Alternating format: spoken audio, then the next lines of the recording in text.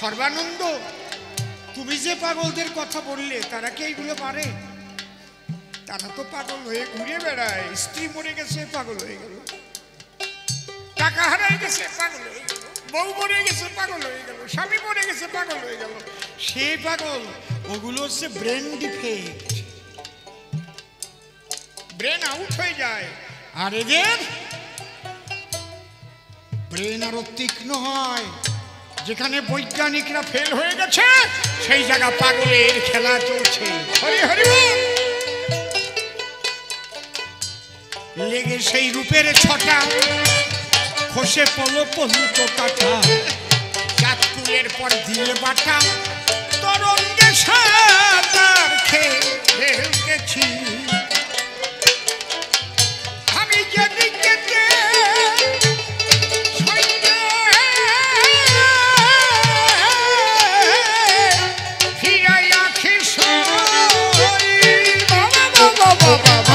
আমি যেদিকে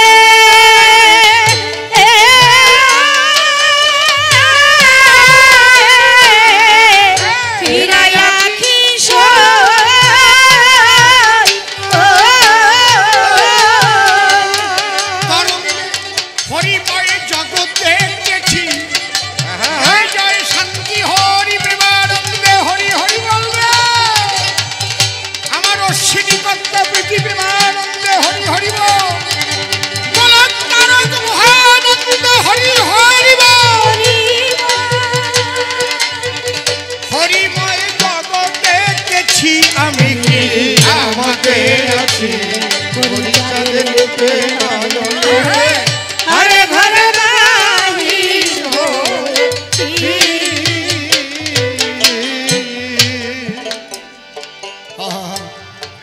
তারক চন্তাই ডেকে বলে স্বামী মহানন্দের সঙ্গ নিয়ে তার এই দশা হয় কপালে সচক্ষে দেখেছি।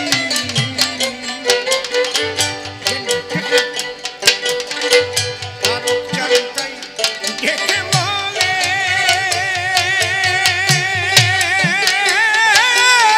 ওরে তারক চন্তাই। আসতে কিন্তু দোহাই ধর্মের করিমানা, তারে পাবার জন্য যারা পাগল হয়েছ লক্ষ্য ভ্রষ্ট হইও না। কারণ ঈশ্বর অনেক পরীক্ষা করে, কিন্তু বিভিন্ন জিনিস দিয়ে পরীক্ষা করে, দেখি তুমি ঠিক জায়গায় থাকতে পারো কিনা। এই জায়গা ঠিক রাখা মানুষ কোটির মধ্যে গুটি। এই জন্য এইসব মহামানব অত ঘাটে পথে পাওয়া যায় না। মনে মনে ভাববেন না যে বড় ঝাঁকড়া বড় চুল থাকলে, বিরাট মালা থাকলে, গামছা পরা থাকলে সেই ওই মতি পাগলের মতো না। এই মানুষ এই ভুলগুলো করে বলেই কিন্তু পরে পস্তায়। পরীক্ষা করে নিয়ে, ভালো করে পরীক্ষা করে। মানুষ না বুঝে না শুনে গুরু টুরু বানাইয়ে তারপরে গুরু শিষ্যের বউ নিয়ে চলে গেল। সুন্দরী বউ ছিল, কি গুরুর গুরু, যার বিরুদ্ধে মতুয়ারা লড়াইতে হচ্ছে। এই জায়গা মতুয়ারা।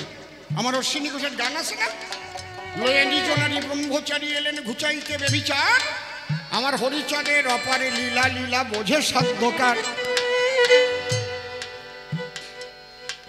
এই শিষ্যের বউ নেওয়া, বিধবা নিয়ে তাকে নিয়ে চলা, এইগুলো একটা আলাদা মত পথ আছে বৈষ্ণবীয় মতের মধ্যে। তার বিরুদ্ধে হচ্ছে হরিচাঁদ ঠাকুর এসেছে বিশুদ্ধ শুদ্ধাচার এইটা প্রচার করবার জন্য, যাতে সনাতন ধর্মটা একটা পরিষ্কার পরিশুদ্ধ জায়গায় যায়। এই জন্য সূক্ষ্ম সনাতন ধর্ম দিতে।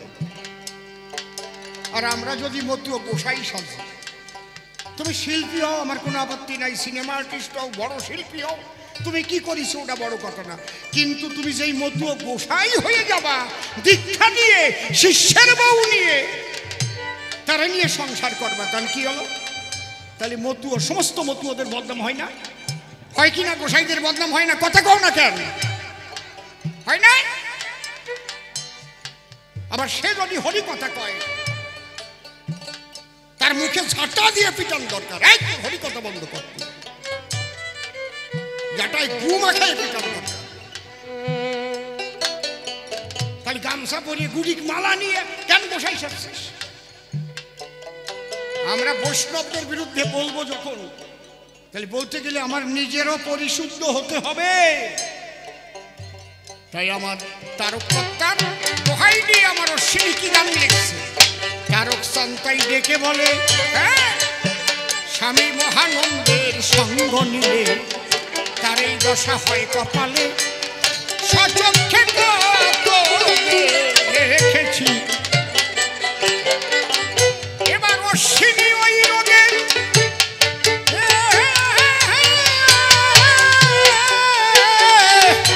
মরুক জলের সই, অশ্বিনী ওই রোগে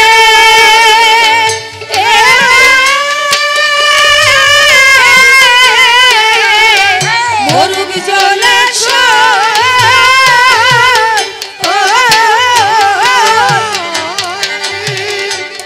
তাহলে পরাণে বাঁচি, তাহলে আনন্দে নাচি, আমাতে আছি হরি চাঁদের রূপে নয়ন দিকে আরে ঘরের বাহির হচ্ছি।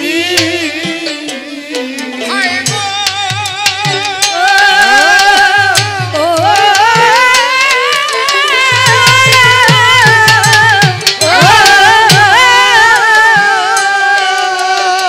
তাহলে ভক্ত যারা দুইবার তারা পাগল বটে হয়, তারে বাবার জন্য পাগল হয়ে ঘুরিয়া বেড়া, অন্য কোনো লক্ষ্য নাই তার, চাহিদা থাকে না মনে, ওরে পাগল হয়ে ঘুরে তারে পাইবার কারণে। এই একবার পাগল হলো গো গো ও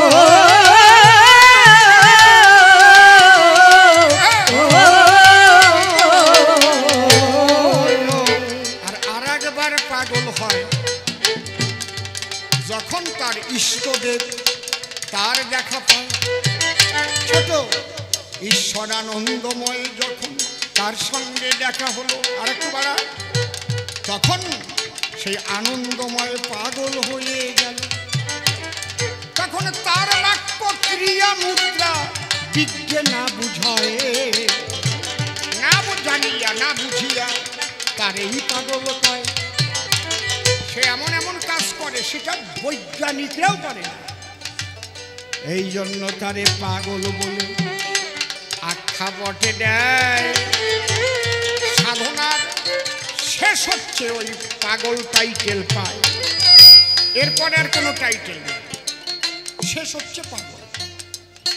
তাহলে এতক্ষণ বসে শুধু পাগলের আলোচনা করল। এইবার দ্বিতীয় প্রশ্ন আমাকে সে করে গেছে দান, গুরুচাঁদকে বাবা কিংবা ভগবান বলো কেন? খুব সুন্দর প্রশ্ন এটা, কারণ হ্যালো হ্যালো এই বেশ কমা একটু টোন লাগা, হ্যালো হ্যালো। গুরুচাঁদ হরিচাঁদ ঠিক আছে বাবা অবতার, আর একটু বলুন গুরুচাঁদ কেন বাবা হবে কিংবা ভগবান? হ্যাঁ, কোন গুণ তার ভিতরে আছে প্রমাণ করো দান। বাবা একটা কথা বলিস,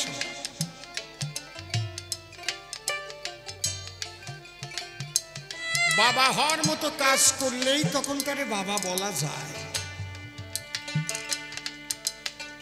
আমাদের শাস্ত্রের মধ্যে লেখা আছে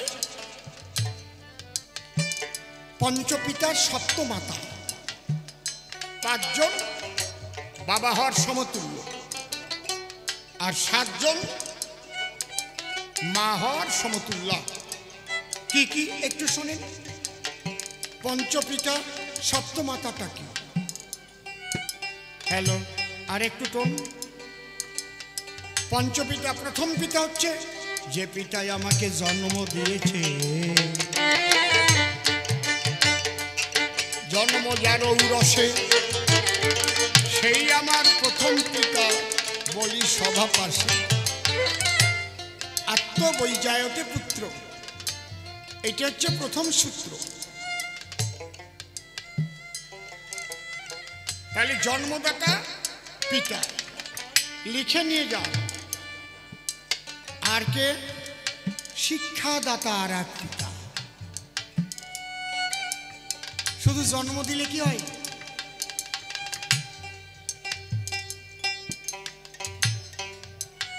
আমি যদি শিক্ষিত না হতে পারি, তাহলে আমার মধ্যে জ্ঞান থাকলেও জ্ঞানের প্রকাশ হবে না। Vibration, vibration.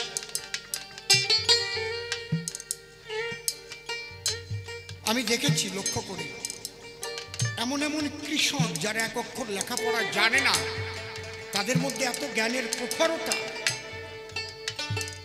সে যদি সুযোগ পেত, তাহলে জগতে বড় একটা কিছু হতো।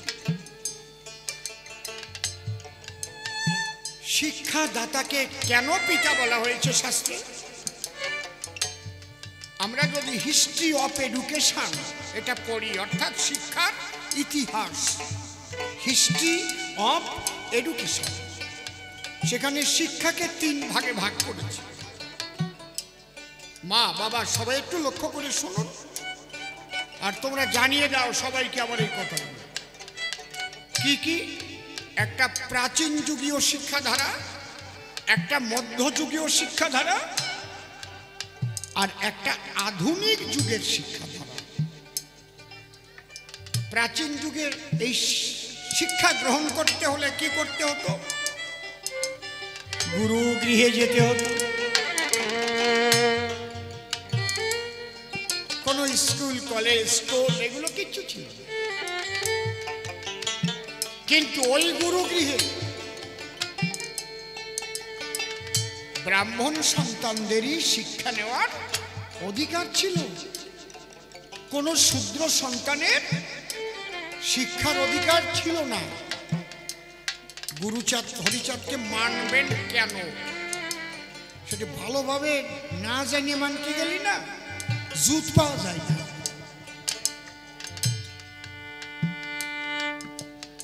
তাহলে প্রাচীন যুগে এই সমাজের অধিকাংশ সংখ্যা গুরু, তারা হচ্ছে তাদের দলিত, পতিত, লাঞ্ছিত, বঞ্চিত করে রাখা হয়েছে, শিক্ষার অধিকার দেওয়া হয়নি। বসে দাঁড়াই রয়েছেন, আমার ভালো লাগতেছে না, বসেন, নয়তো উঠে এসে এই জায়গা বসেন, উঠে এসে আমার এই খাটে বসেন, বসেন, ভাল লাগতেছে না, আপনি একটা গোসাই মানুষ। মধ্যযুগে তৈরি হলো টোল।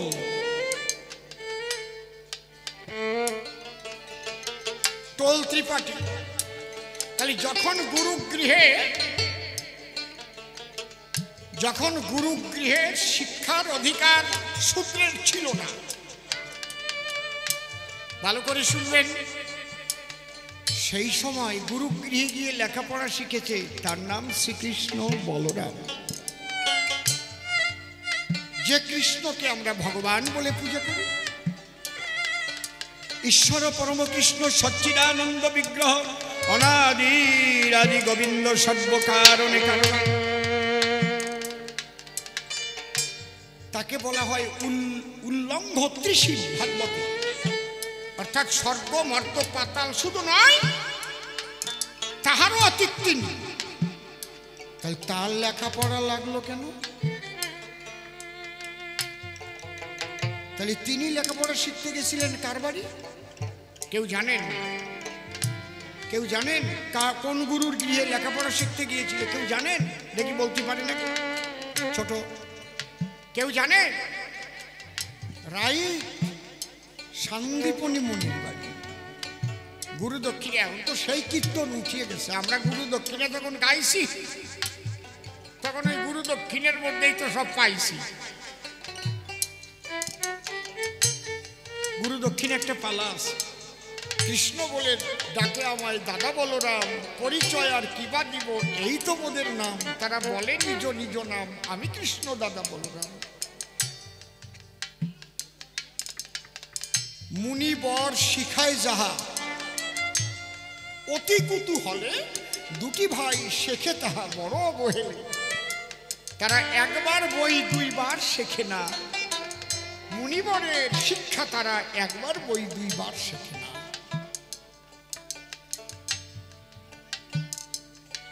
এই তাহলে ভগবানকেও লেখাপড়া শিখতে যেতে আমরা দেখলাম। আমি কাউকে ছোট করবার জন্য কিন্তু আলোচনা করছি না, শিক্ষার মূল্য কতটা এইটা বুঝাবার জন্য এই ইতিহাসগুলো টানছি।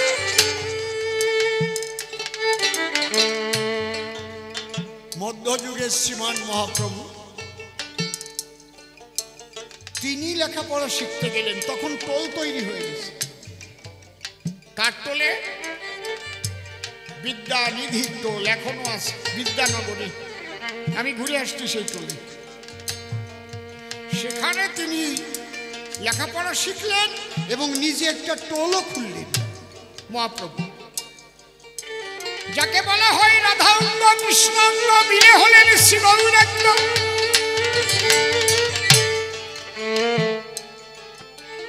রাধা প্রেম তরঙ্গ বিতরিতে এলো। আমি যদি প্রশ্ন করি, বিশ্ব স্রষ্টা সেই গৌর হরি, সে আবার কেন লেখাপড়া শিখিবার তরে গেল? লেখাপড়ার মূল্যটা কি দেখো। বাবা এমনি এমনি কয় না রে, কিন্তু তখনও কোনো টোলে কোন দলিত সম্প্রদায়ের মানুষের লেখাপড়ার অধিকার নাই। ভাবা যায় কি, এরা হচ্ছে শূদ্র, এরা আবার লেখাপড়া শিখবে কেন? এরা মাঠে খাটবে, এরা ফসল উৎপাদন করবে, শূদ্রের দেখা তিন বর্ণের সেবা করবে, ব্রাহ্মণ ক্ষত্রিয় বৈশ্য তিন বর্ণের সেবা তোমরা শূদ্ররা দিবা। আর এরাই হচ্ছে 85%। কি কায়দা রে! এমনকি হরিচাঁদ ঠাকুরও যখন জন্ম নিলেন, সেই সময়ও শূদ্রের লেখাপড়ার অধিকার নাই। নিজের ছেলে গুরুচাঁদকে কোনো জায়গায় ভর্তি করতে পারলেন না। কি সুন্দর পরিবেশ ছিল তখন। গুরুচাঁদ ঠাকুর মক্তবে পড়লেন, মাদ্রাসায় পড়ে আরবিতে লেখাপড়া শিখেছে। ওই আলিফ বে তে সে, বুঝেছেন কি কইছে? তাই হরিচাঁদ ঠাকুর গুরুচাঁদ ঠাকুরকে বললেন, বাবা কি তোমার একটা কাজ করতে হবে বাবা। আমি তো হরিনাম দিয়ে ভিতরটাকে পরিষ্কার করার জন্য সেই প্রেম দান করলাম, কিন্তু এই প্রেমের প্রেমিক তো লক্ষের মধ্যে একটা বেরোনো কষ্ট। আমি যে বাণীগুলো দিয়েছি সে বাণী রক্ষা করা খুব কঠিন। লয়ে নিজ নারী ব্রহ্মচারী সৎ চরিত্র রবে, হাতে কাম মুখে নাম সদা সত্য কথা কবে, পরসতী পরপতি কবু না স্পর্শিবে, তুমি না ডাকিলে হরি তোমারে ডাকিবে, সত্যবাদী জিতেন্দ্রিয় হইবে গজাই, না থাকুক তার ক্রিয়াকর্ম হরি তুল্য সেই।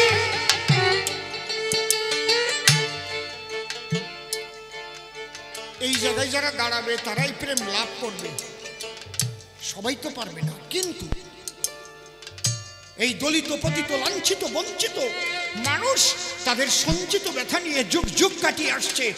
এই ব্যথা থেকে তাকে বেদনার নিরসন ঘটাতে হলে এদের মধ্যে শিক্ষার প্লাবন আনতে হবে। এই কাজটা বাবা তুমি করো।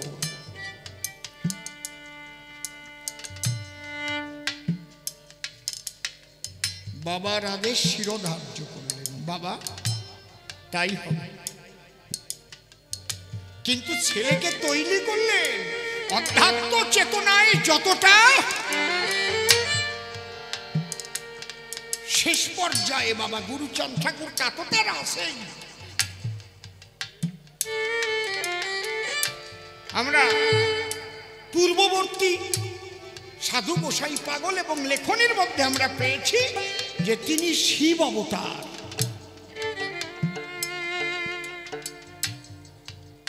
সেটা তো আছে, হরিহর অভেদাত্মা পরমাত্মা পরাত্মনে, হরিহর অভেদাত্মা পরমাত্মা পরাত্মা। কারণ মার্কণ্ডেয় পুরাণেও লেখা আছে যে কলিতে হরি আর হর পিতা পুত্র হয়ে তারা লীলা করবে সেই জগতে। তাহলে পিতার ধার্য করা কার্য, এইবার তিনি সেই বাণী ছড়াতে লাগলেন, বিভিন্ন জায়গায় মিটিং করতে লাগলেন। শুধু তাই না, তিনি কি বললেন, মরি কিংবা বাঁচি আমি তাতে ক্ষতি নাই, গ্রামে গ্রামে পাঠশালা গড়ে যেতে চাই। এই যে গোয়াল ঘরে যে পাঠশালা করে পড়াশোনা করা, তাল পাতা দিয়ে আর কড়াইয়ের কালি আর কুঞ্চির কলম দতের মধ্যে বলিয়ে ক খ লেখা শেখা। বাবা গুরুচাঁদ ঠাকুর ৪,৫০০ স্কুল করেছিলেন, একটা দুটো না।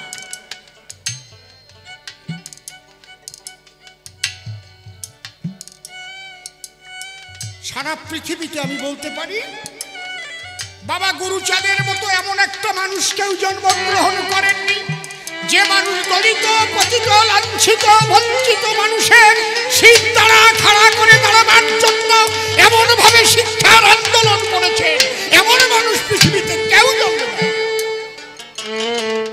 যিনি জন্মেছিলেন তার নাম গুরুচাঁদ ঠাকুর। আরে ভগবানত্ব বাদ দাও, বাস্তবে এসে কথা কও, কোন বান্ধব ছিল তোমাদের? আজকে উকিল, মোক্তার, ডাক্তার, ব্যারিস্টার, রাজনৈতিক, এমএলএ, এমপি, মন্ত্রী, কত কিছু হচ্ছে।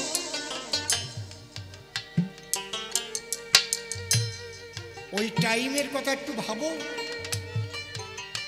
আগে ছেলে কোলে নিয়ে মানুষ ভাবতো আমার ছেলেটা কবে কিষাণ হবে, সেদিন আমার কষ্ট যাবে। আর এখন কি ভাবো, আমার ছেলেটা কবে ইঞ্জিনিয়ার হবে, কবে ডাক্তার হবে, কবে লেখাপড়া। এই বোধ জাগাইছে কিনা, তার নামই গুরুচাঁদ ঠাকুর।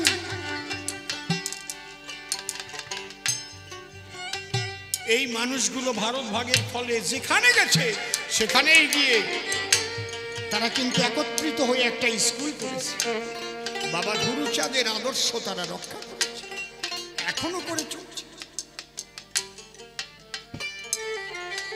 তাহলে বাবা কয় প্রকার? ৫ প্রকার। কি কি? জন্মদাতা, শিক্ষাদাতা। শিক্ষাদাতা মানে যিনি লেখাপড়া শিখান। ও মা কথা কয়ে না রে মা,